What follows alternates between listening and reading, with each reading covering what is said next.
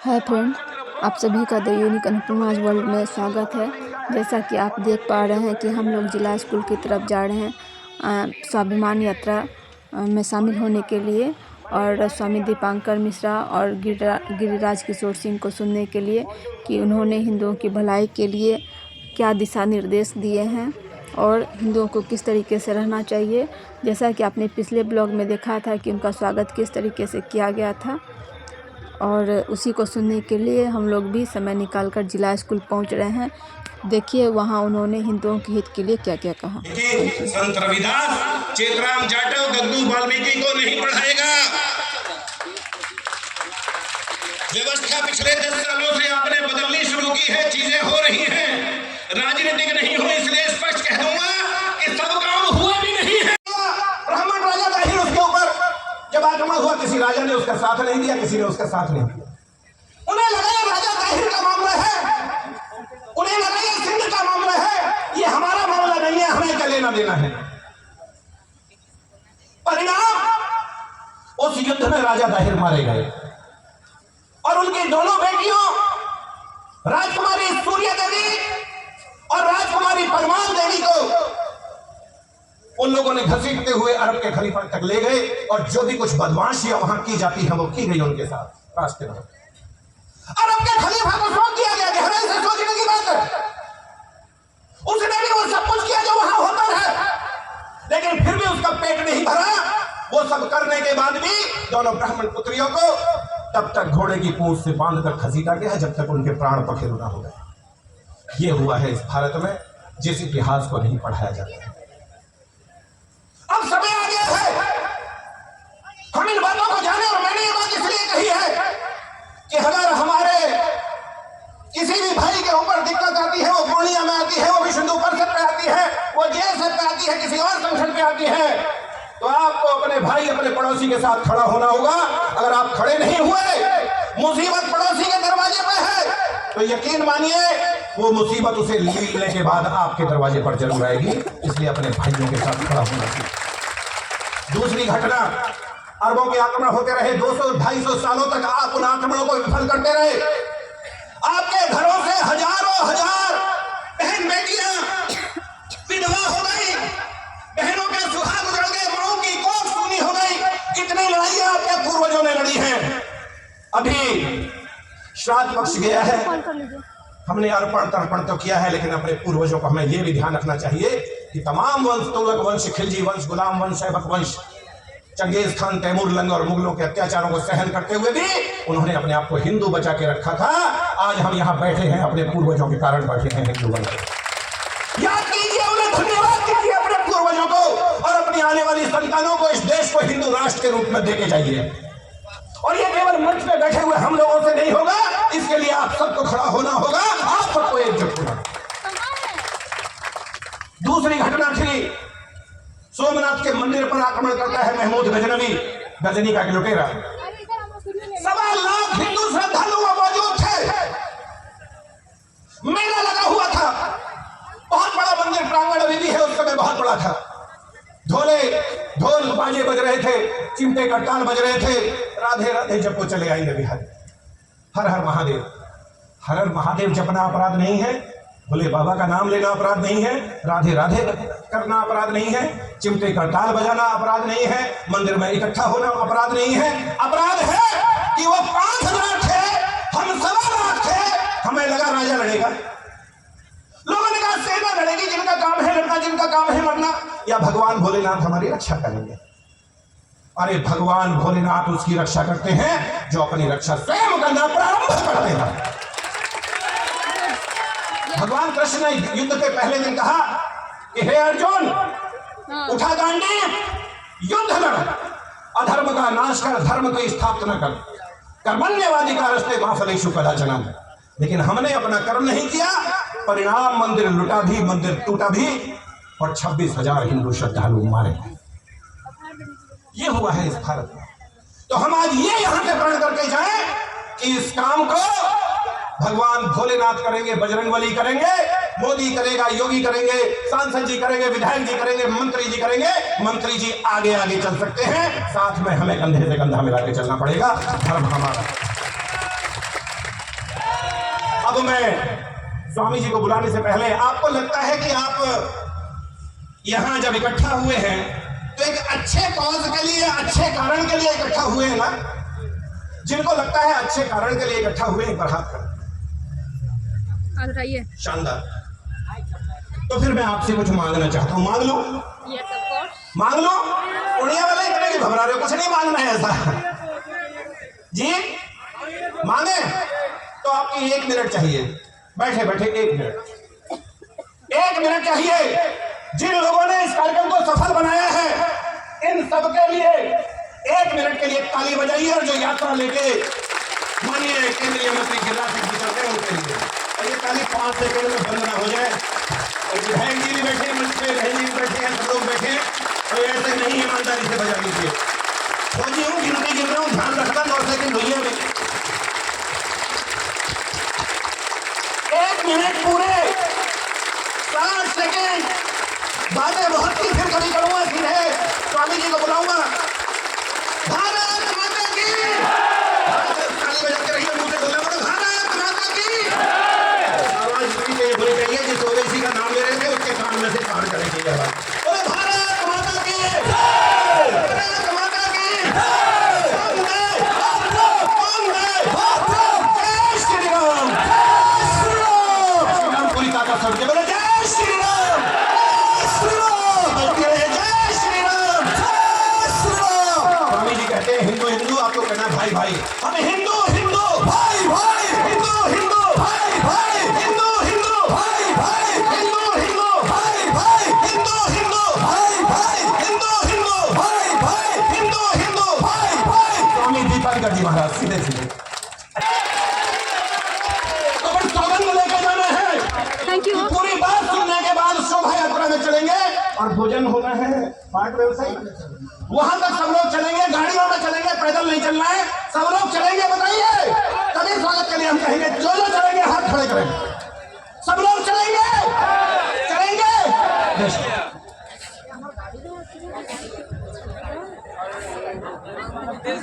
अब कार्यक्रम को आगे बढ़ाते हुए हमारे स्थानीय विधायक माननीय श्री विजय खेमका जी से आग्रह है, त्रिशूल देकर स्वागत करेंगे। और जनसंख्या समाधान फाउंडेशन के अध्यक्ष श्री अनिल चौधरी जी से भी आग्रह है, वो भी साथ में आएंगे। और श्रीमती ममता सहगल जी से भी आग्रह है, वो भी इसमें सहयोग करेंगे। और जय श्री राम, जय श्री राम, जय श्री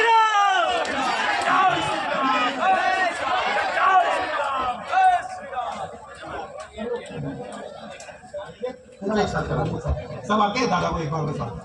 ये ना अभी उनका भाषण सुनना बाकी और है। संजय जी आप भी ऊपर आइए। और भाई साहब आप भी कुर्सी लेके बैठना चाहिए दीदी। एक काम की, चलिए अंदर चलते हैं। अंदर कैसे जाइएगा?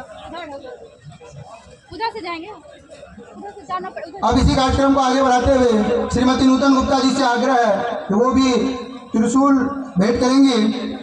एवं साथ ही बात होता है। अच्छा छोड़िए ना, एक दिन ऐसा आएगा कि हम लोग के लिए भी नारा लगेगा। टेंशन का है, बताते हैं। ऐसे भी गुरुदेव क्या बोलते हैं? संतोष जी भाई साहब, मनोज कुमार मोनू जी एवं मनीषा कुमारी जी से आग्रह है। तो गुरुदेव के बात को फॉलो करना है। स्वामी दीपांकर जी महाराज का स्मृति चिन्ह एवं अंगवस्त्र देकर सम्मानित करेंगे। हमको नहीं बैठना, हमको उनका ही भाषण सुनना। और अमृत राज भारत जी, आप भी आएंगे।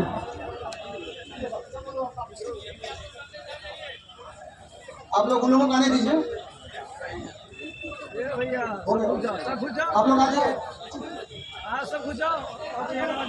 अच्छा, महर्षि में का फोटो जोरदार ताली से स्वागत करते रहे कम से कम। जय श्री राम, जय श्री राम, जय श्री राम, जय श्री राम। भारत माता की, भारत माता की, वंदे वंदे।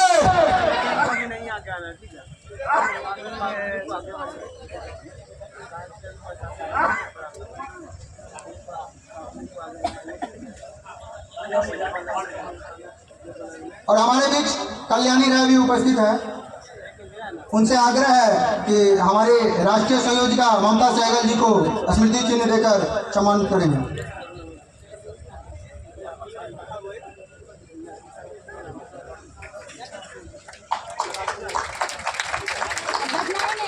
जय श्री राम। भारत माता के जय। भारत माता के जय।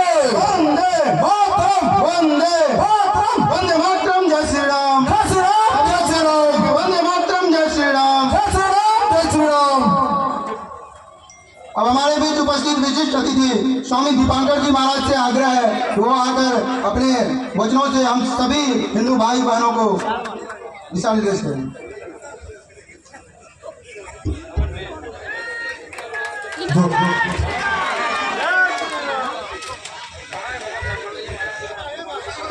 मैं चाहता हूँ बैठिए ना, कुर्सी अंदर वाली। कि आप सब लोगों का साथ, बैठिए कुर्सी पे। आप सब लोगों का प्यार कुर्सी वाले जैसा इस यात्रा को मिल रहा है वो बना रहना हम चाहिए। वीडियो बना रहे हैं ना थोड़ा। इसीलिए अपने वक्तव्य की शुरुआत महादेव के उद्घोष के साथ कर रहा हूँ। जैसे पहले जब युद्ध होते थे तो बहुत सारे लोगों ने पिक्चर देखा होगा बाहुबली, उसमें संस्कृत में कहा जाता था हतः प्रवीरा। ऐसे ही हम लोगों में जब पूर्व में चीजें घटित होती थी तो उद्घोष होता था हर हर महादेव। तो ये हम लोगों का उद्घोष है। यहाँ जब राजपूत लोग भी जब जाता था ना युद्ध करने, आया हिंदू समाज, तो यहाँ यही जय एकलिंग जी मातृशक्ति राजपूतों का और आज मातृशक्ति का दिन भी है। जय एकलिंग। एकलिंग मतलब भोलेनाथ। मैं सोच रहा हूं कि इतने उपवास के समय में भी आप लोगों ने समय निकाला। मैं सबसे पहले अपना वक्तव्य शुरू करूं, उस मातृशक्ति को प्रणाम करता हूं। सर्वा बाधा विनुर्मुक्तो धनम धान्यम सुतानिव मनुष्यो मत प्रसादेना भविष्यति न संशय। भगवती हम सबको यशस्वी रखे, इसलिए भगवती का नाम लिया, इसलिए मातृशक्ति का नाम लिया। जो घर को संभाल सकती है वही समाज को संभाल सकती है, संभाल सकती है, इसमें कहीं कोई दो मत नहीं। घर पर सबको सीधा कर कर रखती है ना, कूड़ा बाहर फेंको, ठीक से खाया करो, खाना नहीं आता, ठीक से चला करो, चलना नहीं आता। कौन कर सकता है? माँ के अतिरिक्त तो कोई नहीं कर सकता। समझा कौन सकता है? गुरु के अतिरिक्त तो कोई समझा नहीं सकता। तो उस मातृशक्ति को मैं चाहूंगा कि आप सब लोग भी उसी के लिए यहां संगठित हो, उसी मातृशक्ति के लिए। हिंदू संगठित हुआ तो सबसे ज्यादा अगर किसी का भगवती का कृपा होगा तो वो मातृशक्ति के लिए होगा। आप जानते हैं जब बाजार से निकलती हैं, आज की स्थिति में भय लगता है, आज की स्थिति में भय लगता है, और वो पूर्णिया जैसा शहर हो तो आश्चर्यचकित करता है। इसलिए क्योंकि यहां पूर्णिया शहर कोई साधारण शहर नहीं है। पूर्णिया शहर महापूर्णा का शहर है, मां पूर्णा का शहर। और अगर मां पूर्णा के शहर में मातृशक्ति ही अगर कमजोर पड़ गई तो चलेगा नहीं। महर्षि मेहिदास जी के शहर में अगर हिंदुत्व और सनातन कमजोर पड़ गया तो काम चलेगा नहीं।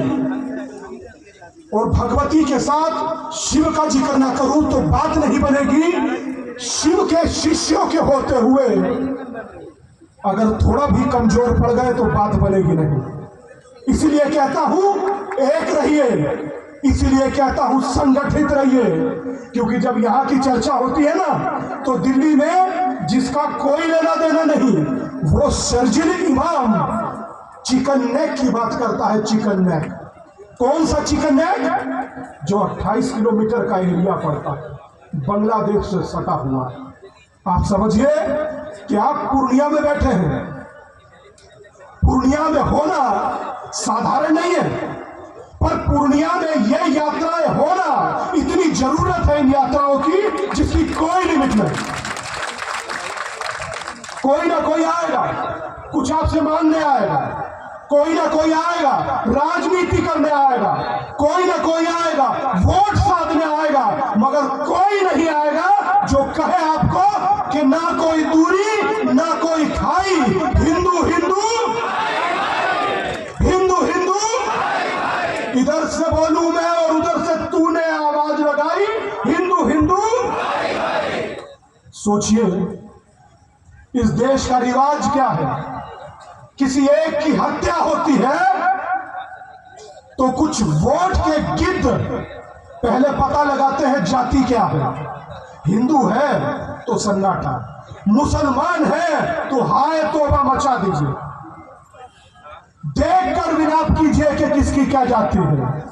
मगर जब हिंदू होंगे तो ये नाटक कम से कम बंद होगा, और अगर ये नाटक बंद हुआ तो यकीन मानिए जितने हिंदू यहां संगठित हुए बैठे, मैं बहुत जिम्मेदारी से कह रहा हूं, जितने हिंदू यहां संगठित हुए बैठे हैं, इतना हिंदू एक साथ अगर किसी के पास चला जाए उसकी हैसियत नहीं है कि वो आपको मना कर दे, हैसियत नहीं है। हम लोग कमजोर पड़ते क्यों हैं? 10 अलग चले गए, इधर से 10 अलग चले गए, उधर से पीछे वाले अलग चले गए। नहीं भाई, अगर मोनू को दिक्कत है तो मुझे दिक्कत है, विक्रम को दिक्कत है तो मुझे दिक्कत है, सुमित को दिक्कत है तो मुझे दिक्कत है, और भाई दिक्कत है अगर हिंदू को दिक्कत है तो मुझे दिक्कत है।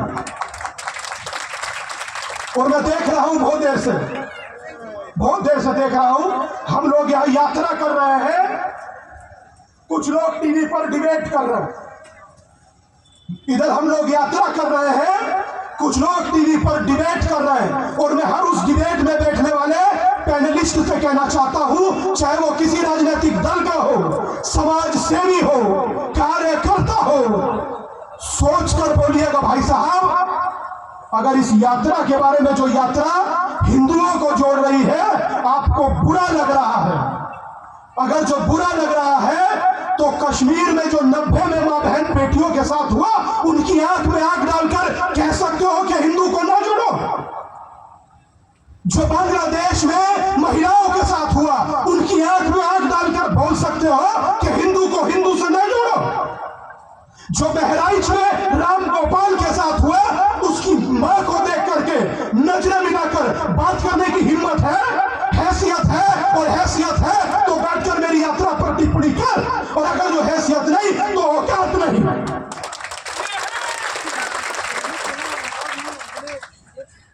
सोचता हूं उन मां बहन बेटियों की सिस्कियां नहीं दिखती, इसलिए नहीं दिखती क्योंकि अपने घर पर नहीं बीती।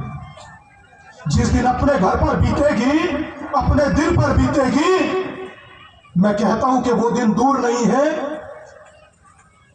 आज देख रहा हूं भागलपुर में एक मंदिर को तोड़फोड़ किया गया, तोड़ा गया मंदिर, और देखिए क्या जबरदस्त षड्यंत्र ये लोग बनाते हैं। इधर भागलपुर चुना तो उधर हैदराबाद चुना, यह है इनके दोगलेपन की स्थिति। और क्या कहते हैं, तोड़ने वाला तो विक्षिप्त है, बड़ा रोचक सा शब्द है। भागलपुर में तोड़ने वाला विक्षिप्त, कर्नाटक में उसमें हैदराबाद में तोड़ने वाला विक्षिप्त, पत्थर मारने वाला शोभा यात्राओं पर विक्षिप्त, राम मंदिर की यात्रा निकले पत्थर मारने वाला विक्षिप्त, कश्मीर में आज भी बहन बेटियों के साथ अभद्रता हो करने वाला कौन, विक्षिप्त, दिल्ली पे शोभा यात्रा निकले पत्थर मारने वाला कौन, विक्षिप्त। विक्षिप्त वो नहीं है, विक्षिप्त वो लोग हैं जो उन्हें विक्षिप्त बनाकर दिखाते हैं, वो विक्षिप्त नहीं है, वो तो बराबर काम कर रहे हैं। हम लोगों को बांट देते हैं कि ये ब्राह्मण, ये क्षत्रिय, ये वैश्य, ये शूद्र।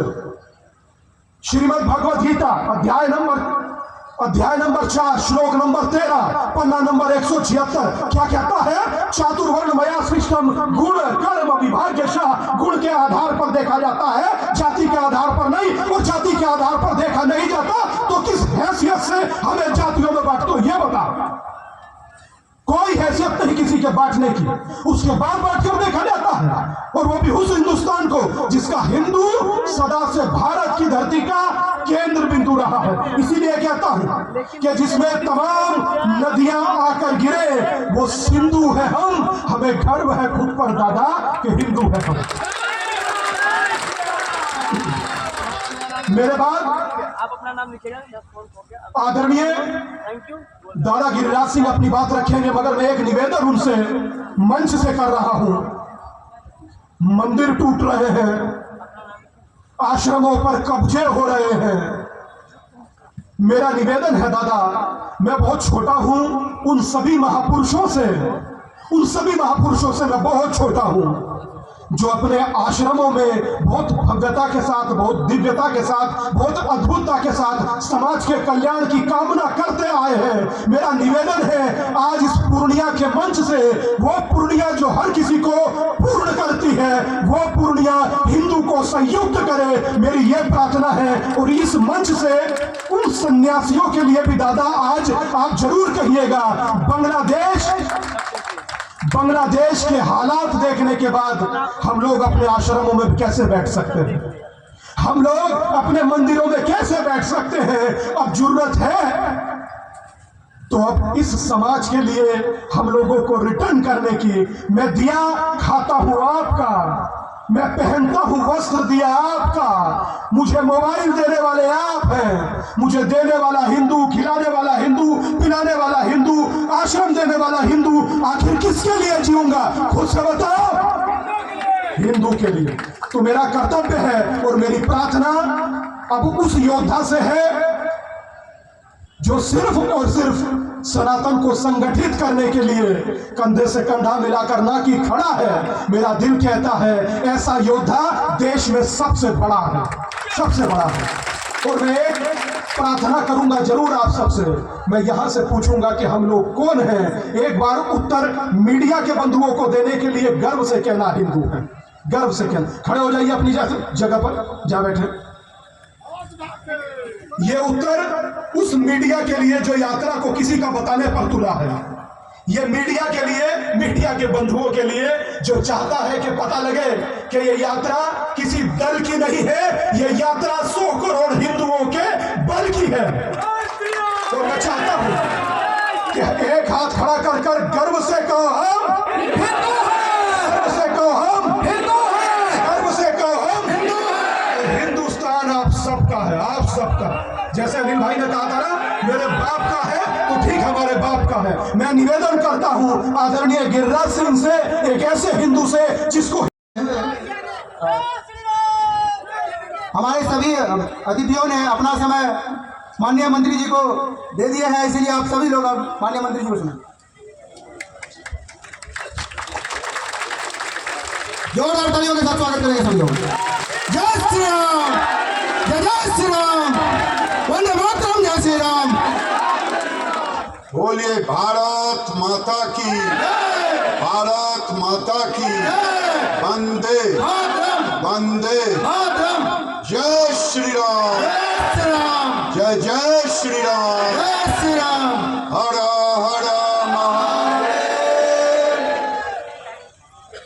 स्वामी जी, ये लोग तो हिंदुत्व के लिए सड़क पे आ चुके हैं।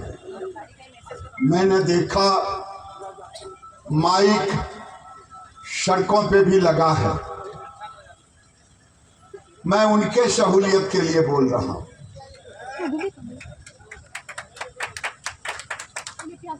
और आप और हम कोई दंगा कराने नहीं आए हैं। दंगा करने वालों को रोकने के लिए आए हैं। आज स्वामी दीपांकर जी महाराज, मैं उस माता को चरण स्पर्श करता हूं, देखा तो नहीं हूं, जिनके एक बालक, पति नहीं, अच्छे घर गृहस्थ में पैदा लिए हुए, गुरु जी ने मांगा ये बालक हिंदू के लिए दे दो। चलिए तो थोड़ा पानी पीजिए, इसका एक फोटो खींच देते हैं। माँ ने गुरुदेव को समर्पित कर दिया और वही दीपांकर स्वामी आज आपके सामने खड़े। ठीक ही कहा। 2 साल से पश्चिम उत्तर प्रदेश में गांव-गांव घूम करके महादेव सीमांचल लोगों से भिक्षा मांग रहे हैं सही बात है कि आप अपना मुझे वहाँ पर ध्यान दिया जाए। ठीक है, बहुत बहुत बढ़िया है। जात मुझे दे दो, फोटो में खींच लें। जाति का कर्म करो, लेकिन जात जात चिल्लाओ मत। केवल हिंदू हिंदू। 2 साल से मैं ऐसे स्वामी दीपांकर जी महाराज के चरणों में प्रणाम निवेदित करता। मैं अनिल चौधरी जी, जिनके विषय में कहा गया एयरफोर्स से हटने के बाद मैं इनके साथ जुड़ा 2016 में। लोग मुझे कहते थे कि राज्य ये लोग जनसंख्या समाधान फाउंडेशन वाले इसके माध्यम से आने वाले दिनों में चुनाव लड़ने की तैयारी करेंगे।